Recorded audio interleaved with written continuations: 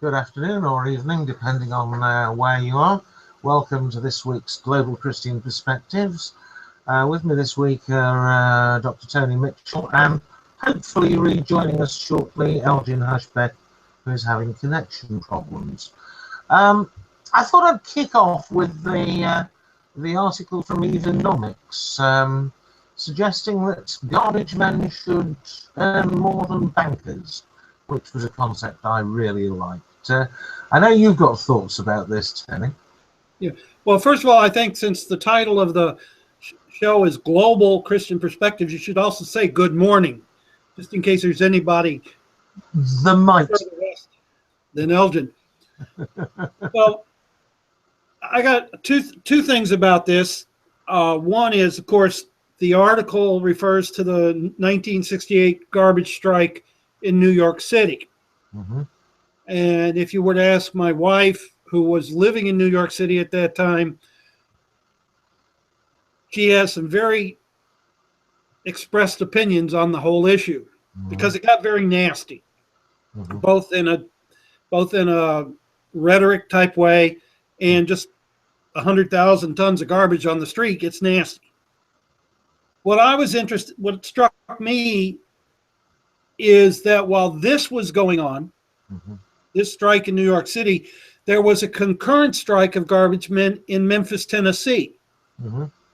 And like for the benefit of the audience, as I explained earlier, I was a senior in high school that year in Memphis. The garbage strike, the sanitation worker strike in Memphis was the reason Martin Luther King came to Memphis. And the disparity between management and workers as described in the paper, that, you know, the basis for the article, the disparity between management and workers in Memphis was even greater. And the lack of respect that the workers got was sufficient for a strike. Now, I will also make the note that I lived out in the county part of the Memphis area. I was not directly affected by the strike. But I see Elgin is back in. It says something to me, and especially because this is 1968. 3 years later, I'm teaching high school in rural Missouri, and I'm told I'm overpaid. But my landlord tells me I'm overpaid. You know, I'm making I don't make any bones about it. I made $6,100 that first year. And I had a hard time figuring out that I was overpaid. You know, and I think we said something about this either last week or a couple weeks ago, that I get a little bent out of shape when I see classroom teacher salaries or when I see administrative salaries in 6 figures and classroom teachers in 5 figures. I think that, you know, I think that's out of whack. And I think that was the article. That was what the article was trying to drive at. That those people who do the work should be reaping a better reward than they are. Yeah, and just for the audience who may not have read the article, it took 6 days of the garbage strike to bring a city to its knees. In Ireland, somewhat later, bankers went on strike, and 6 months later, Ireland was still getting on quite nicely, having effectively created a money-free economy, or a secondary money economy, and they could do very nicely without the bankers. The suggestion of the article was that this obviously means that garbage men are essential and are providing something useful, while bankers perhaps aren't. And I think, Tony, you to some extent have the same attitude. The teachers are actually providing the service. The administrators, not really. Well, I'm not going to say that an administrator is not a vital part of the process. because someone has to deal with the bureaucracy. Mm-hmm. And I'd much rather have someone deal with that so that I can focus on my job. You know, when I was in the classroom, that's what I wanted to focus on. I didn't want to have to worry about needless. Principal comes in one day and he wants to know he's got to fill out a form, for which I have to input. Mm-hmm. Well, at least I didn't have to fill it out. He could chase me down. And I did. And the question, I said, the utility of the question was, how many Indian Americans? He had to do a demographic, Mm-hmm. and I said, how many Indian Americans did I have in this one class? And I said, this isn't enough. You know, I have one, which totally destroyed the anonymity of it because we only had, and this is from the continent of India, the country of India. Mm-hmm. And everybody knew, you know, you're looking at it, you see that, okay, well, somebody's generating paperwork. I'd rather have an administrator deal with that. Mm-hmm. But Elgin, do you think there's an argument that garbage men should be paid more than bankers? Probably not. Because it's going to come down to who has skills to do the job. Mm-hmm. And in idle day to day, I don't think we could get by without either one of them. Yes, garbage will pile up quicker and be more visible, Mm-hmm. but if bankers go on strike, you know, the international banking community is very much, you know, much of it is automated, so much of it is now can transact without any particular person having to do anything. When I go in and swipe my card, you know, my money, my company pays my checks, which goes into my bank automatically, which when I swipe my card, transfers from my account into the store's account, which they then transfer into their banking account. So a lot of that happens day by, you know, automatically. We've not yet reached the point where our garbage can move around automatically. So if the garbage people go on strike, it's much more visible. It stacks up much more. We don't have the ability to go to some other garbage collectors. So it really comes down to, you know, who will do the job. And if you can't find people to do the job at that particular price, then, you know, you need to increase the price of what you're paying for garbage collectors. Mm-hmm. On the other hand, you know, some people are in a position that they can extort others. And there's I read an account once of a union on Broadway, which basically is, I don't remember the name of the union, but essentially what they do is they push the button that raises the curtain, and then when the show is done, they push the button that lowers the curtain. And that's 90% of their job. Mm-hmm. But because they're in a field that's very unionized, and when they go on strike, everybody else goes on strike, they're able to extract about $200,000 a year to be able to push that button. And it's an extremely small group of families that actually are in this so-called union, and they're able to live pretty much high on the hog for a job that everybody off the street could do. But then you're not allowed to get that job unless you're in the union, and they're not going to allow anybody in the union because they've got something really nice going on for them. So I think perhaps the amount of money that's paid for, go ahead. I think perhaps part of the point is that I think an awful lot of people could do a better job than the bankers have been doing recently. It's just that you don't get into that kind of job without a certain deviousness of mind, which, frankly, I would have preferred them not to have had. Well, I would disagree with that characterization. On the other hand, I would argue that one of the things we've seen that I've complained about in previous Dodd-Frank, where what Dodd-Frank has done is it's made it extremely difficult for smaller banks and made it much more likely to have bigger banks with fewer banks and less competition. I would like to see a lot more smaller banks. If you don't like the bank you're going to, then go to some other bank. And I'd like it to be easy for smaller banks to start up. Not everybody that goes into banking is a crook. In fact, I would think the vast majority of bankers are going to be like anybody else. You're going to find some really good ones, and you're going to find some really bad ones, and a large amount of mediocre ones in the middle.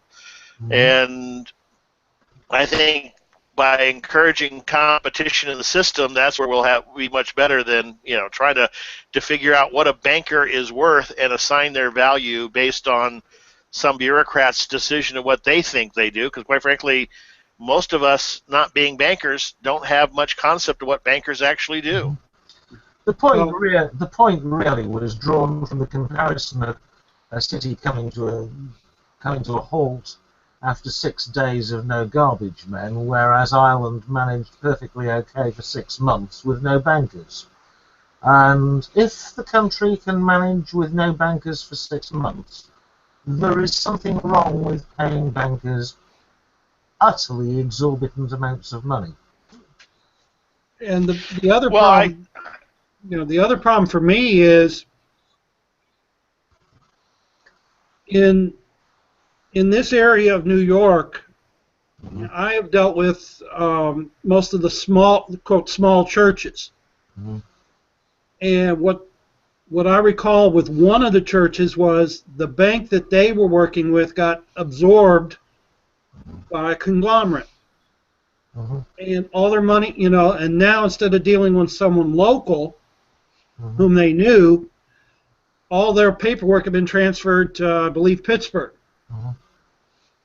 And this made it exceptionally difficult. And here again, they don't know what a banker does, so they have to trust the banker, but they don't even know they don't even know how the system had been. It was very confusing. And then at that point, I was, Look on the bright side, Tony. If I call my bank for advice, I'm likely to get someone who's sitting in Karachi these days. Yep. Well, fortunately, I get Tallahassee or San Antonio. Anyhow, well, I would agree that there is a problem currently with, particularly in the larger corporations, where you get a club, and I've written about this in the past, in the sense that with the consolidation of management, and the interrelation among board members is that you have management that I think is exorbitant. I do think a lot of managers get paid too much.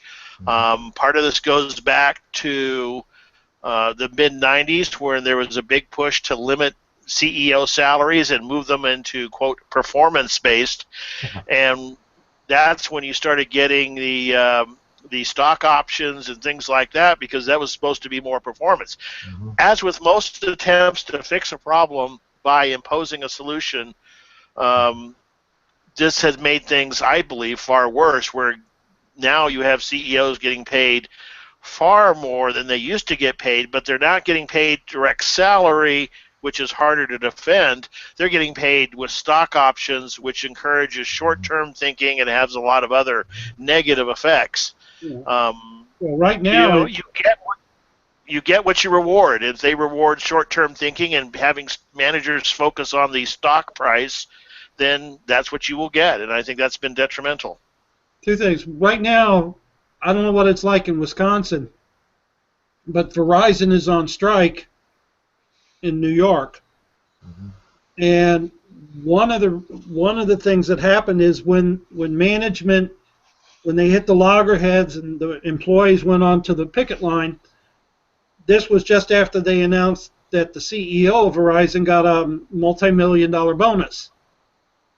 And of course, it follows that they don't have the money to give the workers, but they do have the money to give the CEO a rather nice bonus. And as I'm saying that, I'm thinking about Chobani Yogurt, where the founder of the company is now giving stock shares, I think real stock shares, not options, to the hourly employees.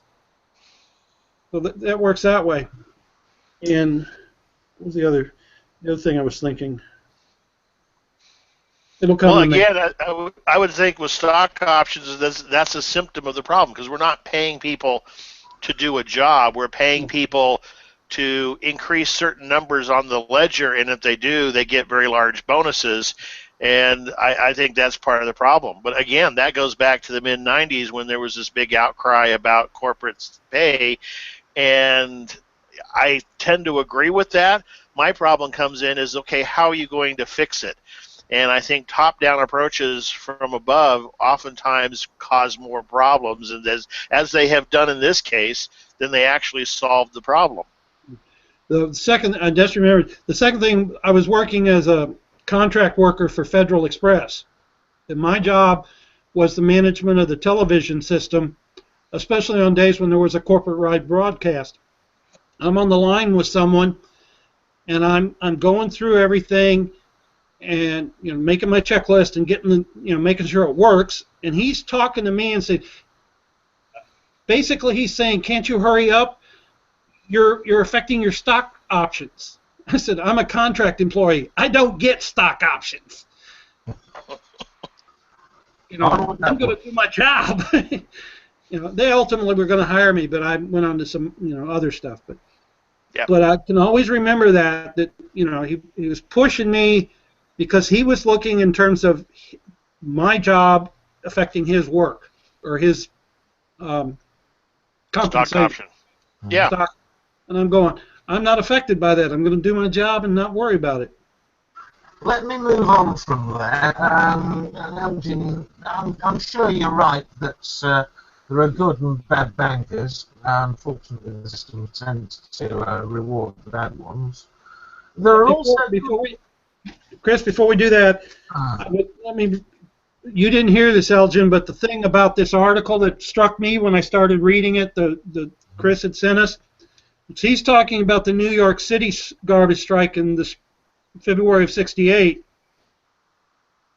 I was a senior in high school in Memphis in that time, and that was the sanitation worker strike in Memphis, which was for the same issue and it was more of the dignity of the worker, and it was clearly a racial split. The administrators, the managers were white, the workers were black, and the city wasn't going to give but a bare minimum of a wage. That was the strike that Martin Luther King came to Memphis for. So when I'm reading this story about the New York garbage strike, I'm remembering where I was and what the issue was there. And it wasn't about perhaps money, but it was about the respect one gets for doing a good job. Mm-hmm. And ultimately, the money part, I don't know, part of me says you get to a certain point in your life where you're making X dollars a year, you're not going to spend any more. Do a John Wesley, give it away. Mm-hmm. To move on from bankers to politicians, and I would say that there are good and bad politicians too. Sure. But I suspect that both the systems tend to corrupt people. I also linked to an article from our Channel 4 News, which had the host of the show left interviewing 9 empty chairs after all the Conservative MPs invited to participate failed to turn up.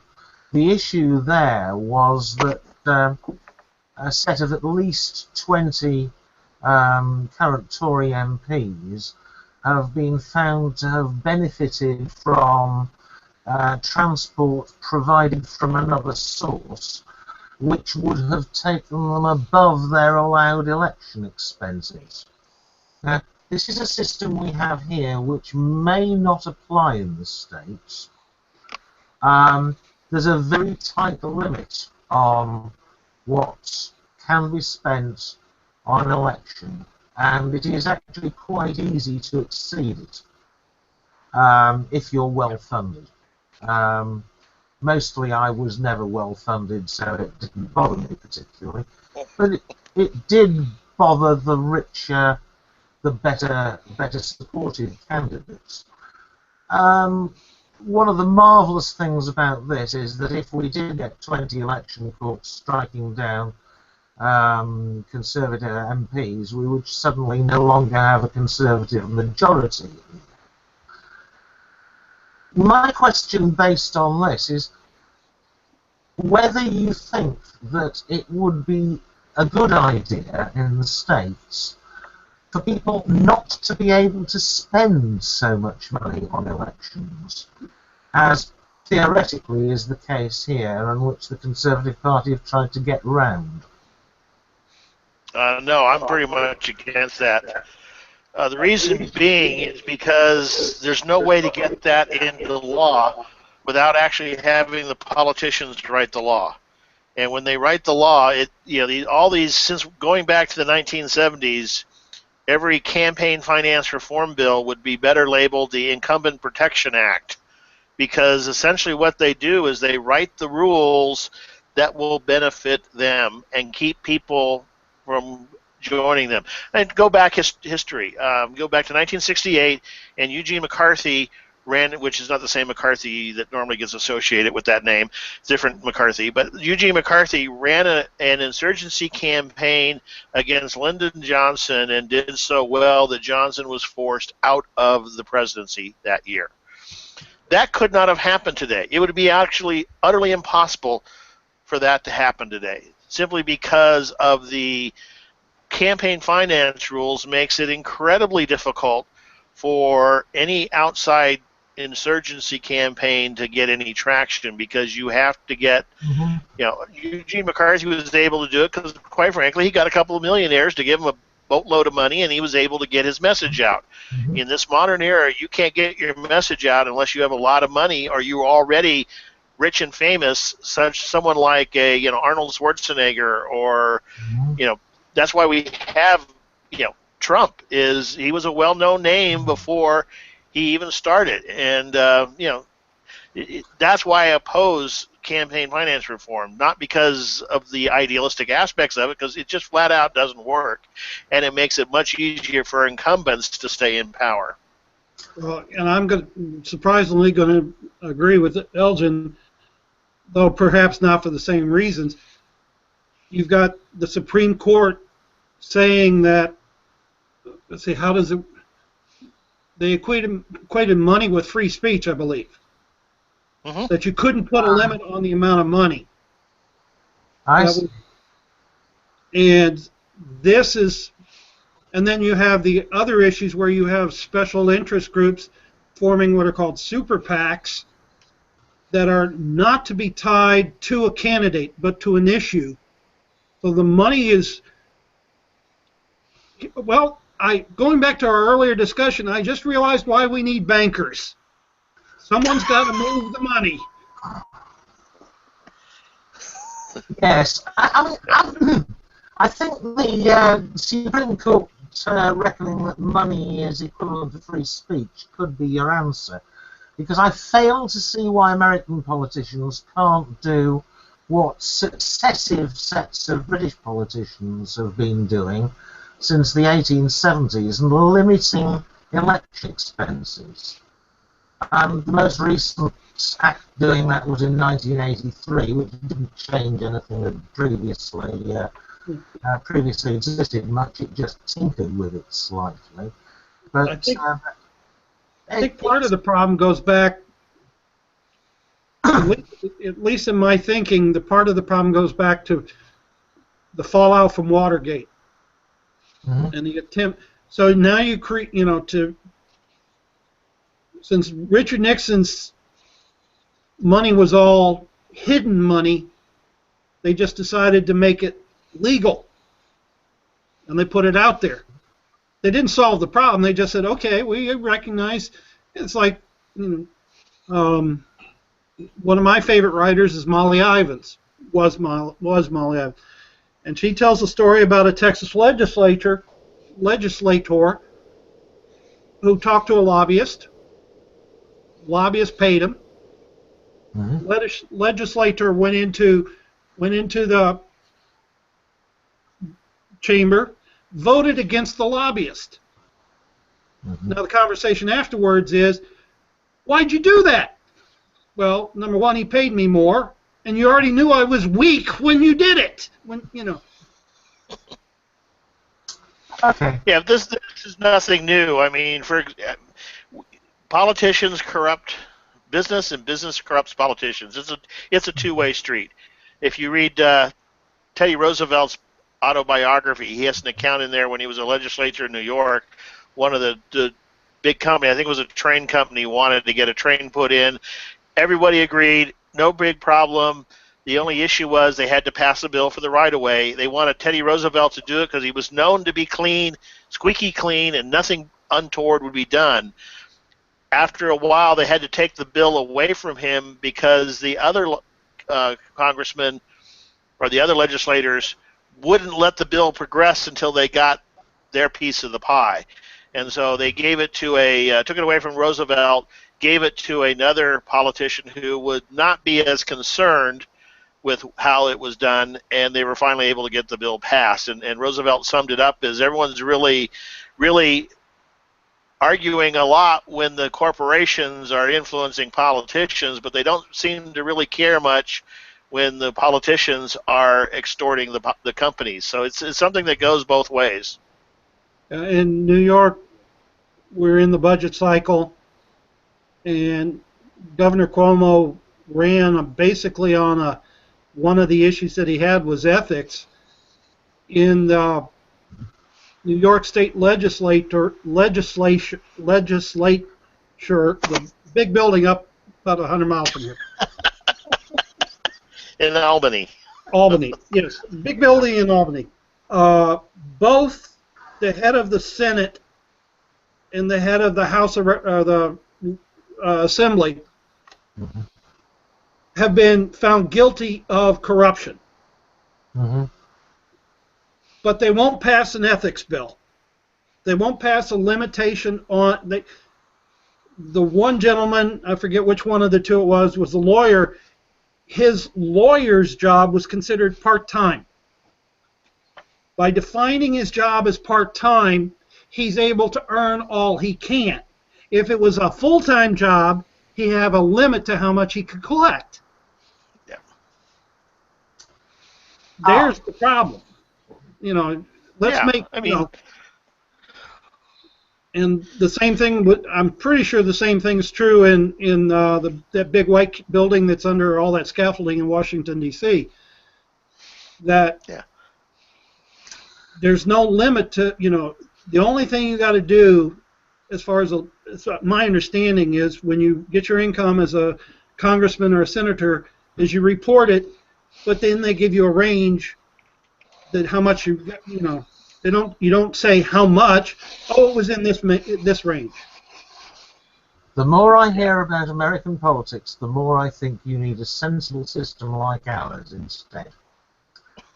Well, if I may, couple things that, you know, I'll get my halftime award. This is for the benefit of Elgin. I just got this in the mail today. Can you see that? Elgin? Yep. Second place. Second place. So there's one person who's a better writer than I am. But from what I saw... Wasn't me. Huh? Wasn't me either. Yeah, well, she used her daughter. Wasn't me. So anyway, it was how the article describes how historians in the 22nd century will see the 21st century. And one of the things that I said is you'll see the rise of the underground economy more than it already exists. And then I read the article about the Irish banking system going to the pubs. You know. Yeah. Second, I actually see the senators. Well, I see the House of Representatives doing it. The Senate's going to be slow. Moving out of Washington back to the districts. And the House of Representatives would actually meet like we're meeting now. And it was this, actually, I think my idea for the video conferencing call came from having these weekly meetings. The House of Representatives meets via Skype or Google Plus or Hangout Plus or, you know, some other system.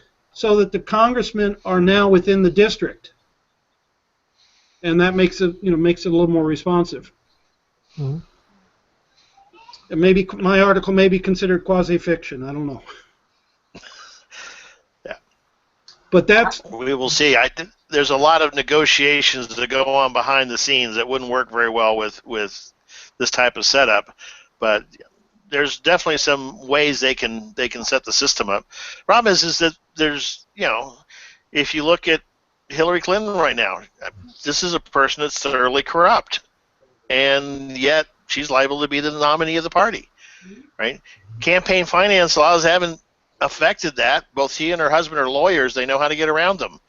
And so I'm very down on, I'd rather open up the whole system, let people give as much as they want, because this attempt to limit money has only pushed money off to the side and created what we call PACs, and then they came up with something about PACs. I mean, every time they pass one of these laws, they try to fix the problems they created in the last law, and ultimately the system is only getting worse. So let people give what they want, let politicians spend what they want, and just let it be open reporting so everyone knows what's going on, as opposed to what it happens now, because right now it gets pushed off into the PACs, and we have no idea who's really giving money to these PACs. Well, I agree. From my perspective, if you do that, it will definitely mean that you get the best politicians that money can buy. Yep. It looks or the worst. Well, yes. It depends whether they stay bought. That's the issue. Anyhow, onward.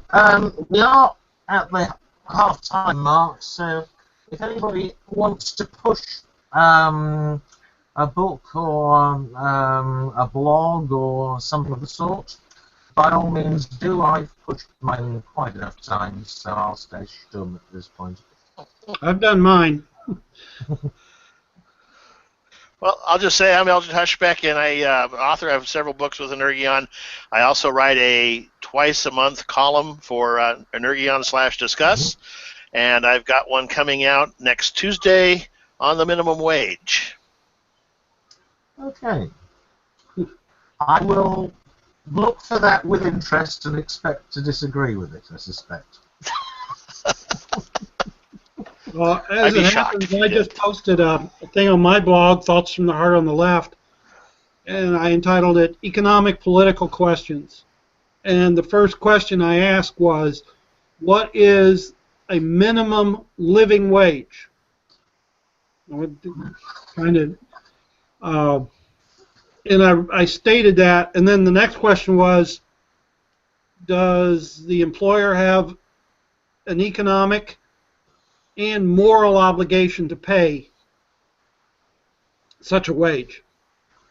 I suspect. Sounds like we've got a topic for next week. I suspect it will. Well, if I get the comments, I'll have some, One other thing on politics. I don't know whether you followed my link, Elgin, but President Obama has recently come in for a certain amount of criticism on this side of the Atlantic.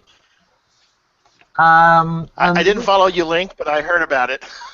The reason for that being that he expressed rather forthright opinions that the UK was better off staying in Europe, which of course is going to be the subject of a referendum in June. And shall I say, some of the comments from some of the stalwarts of our Tory party were almost as nasty as those I've seen from some Republicans. There was mention of Kenyan and things like that that came out. I think our former Mayor of London may be a Bertha. I am kind of ambivalent on this, because although I very much don't want the UK to pull out of Europe, which I think would be economic suicide, in all probability. I'm also a bit anti leaders of other countries trying to influence our domestic policy. Yeah. Do either of you two have any thoughts about this? I think this has been an ongoing problem with Obama, is that he doesn't seem to understand the difference between what he has as opinions and what he should be expressing as a president of the United States. Mm-hmm. And it's gotten him in trouble in a number of areas, on a number of different occasions, both foreign and domestic. All the way back to the incident where the Harvard professor got arrested by the police after attempting to break into his house, and Obama came out and made a big statement before he knew really what the details were, and then it ended up having to invite them both to the White House to have what was affectionately called the Beer Summit. Mm-hmm. All the way up to drawing a red line in Syria, which then he didn't ever actually mean to enforce or keep. He doesn't seem to have a good grasp of the role and function of president as a separate and distinct from what he thinks and believes as an individual. Mm-hmm. And like I said, that's caused problems. And I think it has this in this case. I'm not certain. I mean, I know that in my own mind, I can recall European countries trying to, or making comments which were effective on domestic policy. One could make the argument, and I'm not, Mm-hmm. certain, the Prime Minister, what is his name, please? Cameron, at the moment. David Cameron. I believe he recently made a comment, British citizens traveling to North Carolina, Mm-hmm. or not traveling to North Carolina. In one sense, that's meddling in, he's meddling in domestic policy. Mm-hmm. But then again, I grew up, my mother's from North Carolina, and I can think of many times where the President of the United States, be it John Kennedy or Lyndon Johnson, the governor, Governor Wallace blatantly told President Kennedy to stay out of the business of Alabama. Mm-hmm. Lester Maddox said the same thing to Lyndon Johnson. Well, I would agree if there's a blatant moral issue, then they would have at least some reason to comment on the moral issue. But whether Britain stays in the EU or not, to me, that is an internal decision to be made by the British people. I may have some opinions on it, but I'm not going to be telling the British people what they should or should not do. I'm not a British citizen. I don't even, I was born there, but I don't live there. Haven't been there since I was 18 months old, so I don't really have an informed opinion on their politics, and so that's up to them. Well, I agree, but I think that decisions, unfortunately, notwithstanding all the various trade pacts, there's the Trans-Pacific Partnership and NAFTA and all of the various. All I'm seeing in all these trade deals is an economic version of the military deals of the 50s. When John Foster Dulles was creating NATO and CETO. I know those two. I think he created one for India too. But the Southeast Asia Treaty Organization, the North Atlantic Treaty, those were organizations where things were, binding together. We're a global, we're a global work. We are a globe. We are a global economy. We are a global society. Mm-hmm. We may not think that what we do in our locality affects anybody else, but if we try to we try to self-contain ourselves. I am not going to say build a wall. We try to put ourselves in a self-contained system. We're going to have a lot of difficulty. Mm-hmm. Now, if what President Obama said translates into meddling, okay, he meddled. But he won't be the first politician to have done it, and he won't be the last. There is a fairly strong. And by the way, in the end, as Elgin said, the British are going to make the decision, and I'm sitting there thinking, from my '60s viewpoint, they fought to stay out of the common market. I think that's what they did. There was the separation of Britain from the common market in the '60s. That was actually the result of Charles de Gaulle issuing a veto on us joining, principally. Winston Churchill was saying that we should be part of a European Union immediately after the war.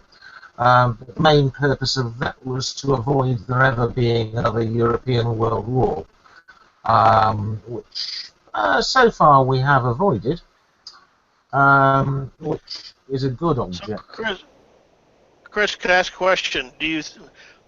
As someone who's in England, obviously, do you think his comments were neutral? Not in terms of what they did, but in terms of they have ultimately no effect. Move it more likely that people would vote for it, or move it more likely that people would vote against it? It's very difficult for me to assess what the effects will have been.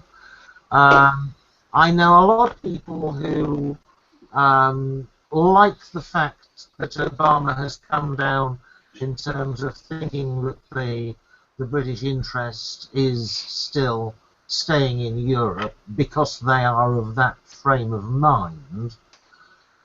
But there are also a significant number of people in this country who feel that we already operate too much and too often like a not yet quite a next colony of the United States. There's an awful lot of US culture comes over here. Our economy tends to be very dependent on the US in a lot of senses, and the view of the special relationship tends to be that we operate as an extra military force for which America doesn't have to pay, but which it can still direct around. There is some merit in that viewpoint, and people who think along those lines are going to take umbrage at Obama making that kind of comment.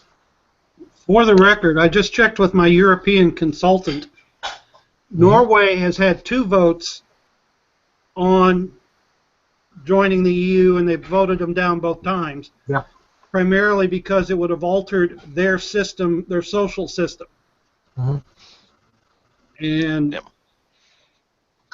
from what I can see that from a technology standpoint too, because the EU has been really pounding Apple and Microsoft. Apparently the EU's got better lawyers than America when it comes to taking on Microsoft.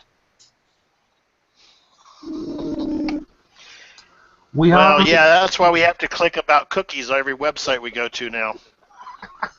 As if cookies were something no one knew about before. Splendid stuff. Well, it's like everything else we've discussed. It's now in the open. Just deal with it.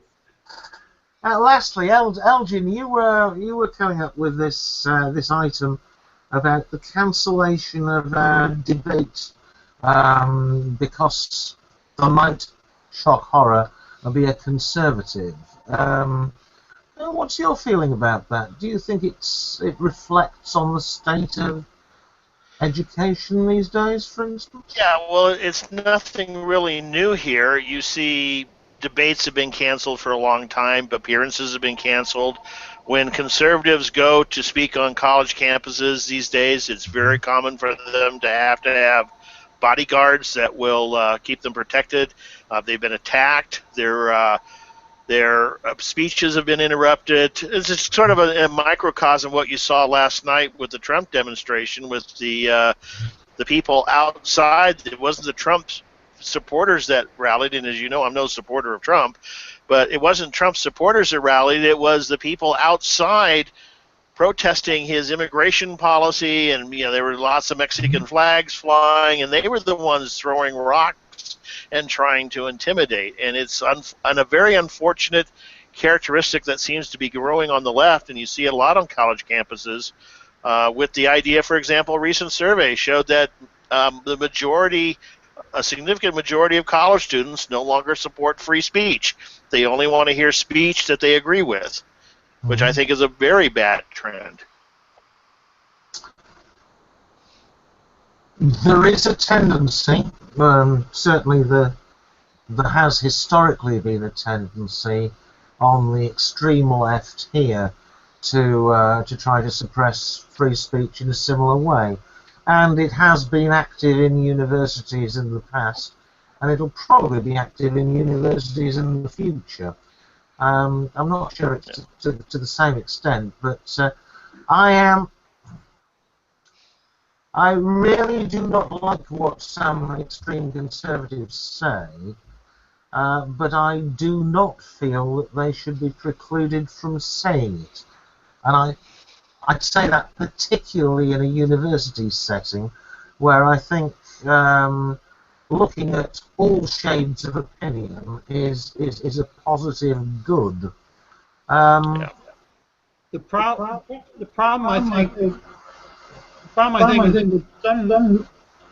at some level is we've not defined free speech. Mm-hmm. Or our definition of free speech has twisted over the years. Mm-hmm. We don't, I don't like what Trump is saying. Mm-hmm. But I also, in my own opinion, feel the more he opens his mouth, the more people will understand how far from reality he is. Mm-hmm. I didn't see the news from last night. I heard about it, and that bothers me too, because that destroys, that basically, from my viewpoint, destroys my argument. Mm-hmm. I happen to believe that in the face of someone like a Donald Trump or a George Wallace, or Lester Maddox, or any segregationist that when I grew up in the South, let them show the fallacy. Don't give them, and when George Wallace was running for president, he reveled in the demonstrators, because it merely reinforced what his people, what his voters, his supporters already believed. Mm-hmm. And I noticed this afternoon, I just happened to have it on CNN, and they show the Trump caravan pulling off an interstate and sneaking in the back way to the hotel where the convention was being held, because the front end was blocked with protesters. Personally, I think that's a victory, because he's having to acknowledge. Of course, the protesters didn't know this; they didn't know that he'd snuck in. Mm-hmm. And I don't know how the rest of that afternoon played out.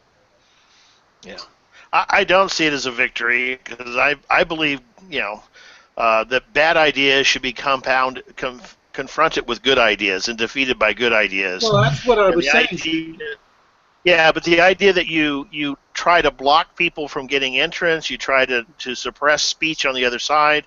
I think actually one of the, like I said, I don't agree with Trump, but I think one of the reasons that he is tapped a nerve is because he's so politically incorrect.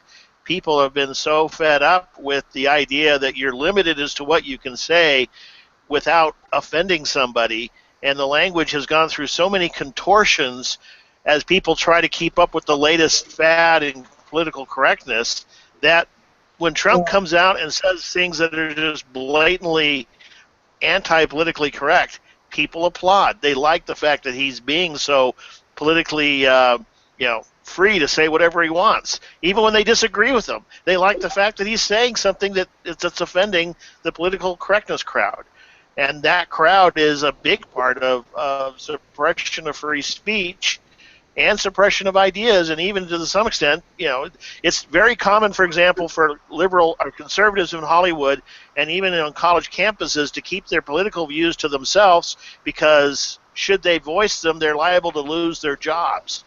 So that's the type of thing that Trump is tapping into, and the rage that people are feeling, which I don't think is a good deal, because I don't think the anarchy and the let's just break down the entire system, which is what Trump is basically arguing, is a good way to go. Yeah. Well, I don't think physical confrontation is the answer. Like I said, let them speak. Let us get. I would hope that. I know it's not going to work, but I would hope that the coming months are going to show more civilized debates on the issues. Mm-hmm. Mm-hmm. The futurist in me says this election, the 2016 election, may very well be one of the last elections we have, not simply from the money issue Mm-hmm. and the dominance of the rich and the very rich, but the youth who are watching this are going to be turned off. Mm-hmm. Granted, I'm 65, but I also noticed that of all the candidates on the major parties this year, only 2 were under 50, and that speaks to what the future holds in the electoral process. That if there's no youth, if we're not seeing youth on the nationwide basis, now I don't know, the local campaigns, I don't know what's going on. I just, in this area, I have a little bit of knowledge about what's going on here. But on a national level, you don't see any 35 to 45-year-old candidates standing out running for president. Like I said, there are only Well, they 2. have to be at least 35. You do see Cruz and Rubio ran. Also, on the Republican side, there's a number of rising stars that are very young. So I mean, you've got Tom Cotton, Joni Ernst. You've got a whole series of up and coming stars. They're not running for president yet, but they're the type of people that I wouldn't be at all surprised to see running for president in another 10 or 12 years, 15 years maybe. Well, 16 years because of the rounding. And I recognize that the age limit, the constitutional limit of 35 for the president, that factors in. But it just strikes me that and it was Cruz and Rubio are the only 2 under 50, and that bothers me. But that's my own personal bias. But the fact that everybody else was in their mid 60s, upper 60s, and 70s, that I'm not against anybody running if they're qualified. Yeah. Well, one of the unusual things about this year's field is that the Republican candidates were significantly younger on average than the Democratic candidates. It's usually the other way around. Yeah. I do wonder whether the issue is a purely American one, because Cameron isn't particularly old. I know Jeremy Corbyn is well into the senior citizen bracket, but his predecessor wasn't. The current leader of the Lib Dems is under 50. Scott Naps is under 50. We have a crop of fairly young party leaders here, and I don't know what's generated that difference. but we do have a certain amount of disillusion with politics as well. I just came up about while we were talking. I just came up with the what was it, the 70s, right after the Soviet Union started to when the Soviet Union started to collapse, and the premier of the Soviet Union, they had what, something like 5 and 6 months. You know, they had a bunch of them. The one came in, then he died. The 80s. Yeah, but he came. Yeah. You know, And I'm Andropov 65. I'm starting to forget. You know, but it was. I think there needs to be a little bit more, for lack of youthfulness, some way. And I haven't figured that one out yet. I don't think youth is that much of an issue. Although I do think that currently I think it goes back and forth. Currently, most of the youth is on the Republican side of the ticket, but that changes from election to election and back and forth. Going back to your the main issue, however, I think free speech is a big issue in this country, and the suppression of free speech, particularly with the younger generations. And you would think college campus would be the most open, but college campuses are one of the most restrictive places for free speech that there is. Most of them have speech codes these days that describe what you can and cannot say. So I think this is a serious problem that is only going to grow unless it's turned around. Do you think this is an issue of the swing of the pendulum? Because if I go back to my youth, it was really, really not a good idea expressing any significantly left-of-centre ideas in the States. If you were a communist, a Marxist, a Trotskyist, it was basically professional death for academics, and a lot of other members of society would be seriously damaged. I'll be right back. That kind of allegation. Here, you tended not to be in quite such a bad position, but you did tend to get special branch watching you and occasionally arrested for no particular reason. Is there a swing of the pendulum happening, do you think? Possibly, although there was never quite the speech codes. I mean, there was an issue with people who were members of the current Communist Party, but that was more because the party's goal was to overthrow the government, and that was where that was a line that you couldn't do in terms of working to actively bring down the government, not just change the political direction.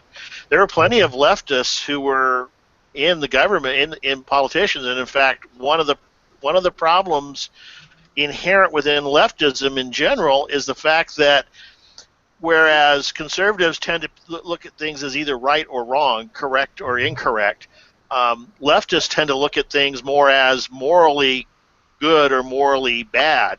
And therefore, whereas a conservative academic would hire somebody from an opposite point of view because they just hold a different point of view that they might not agree with, a leftist is much less likely to do that because they not only believe the person is wrong, they believe the person is evil to some extent. And so over time, you've seen the colleges change, and as they hired liberals and liberals moved up into the hierarchy, they stopped hiring conservatives. And that's one of the reasons within the vast majority of colleges in the United States, they are very much the leftists. And like I've said earlier, some of the universities have actually instituted affirmative action programs so they can put a token conservative on their faculty so they can say that they have at least one. Many conservatives have reported. I have at least one friend who would say, well, obviously the faculties of universities are going to be leftist, because one of the qualifications for being on the faculty there is that you have to be intelligent, and if you're intelligent, you're going to be a leftist. I don't necessarily subscribe to that point of view, but it's not unknown, shall we say. Well, yeah, and I remember hearing a debate once where, this was back in the 80s talking about Central American policy, and the person doing the lecture was in favor of the Reagan policy on Central America. And one of the professors stood up and said, there is not a single Central American studies professor who would agree with you on that. And the person at the debate basically said, yeah, and that's a huge problem with Central American studies, because they are too uniform and they allow no difference of opinion. I think we can probably finish that on the tack that we are all in favour of diverse opinions expressed reasonably forcibly. Yeah. We do here. Yeah. Excellent. I have, it's very interesting, And we are significantly over time too. So, and I have a client I have to call a client back. So I shall leave. I'm going to turn mine off. You all have a good weekend. And I will wish the audience a good week to come, and look forward to seeing you next week. Peace to you all.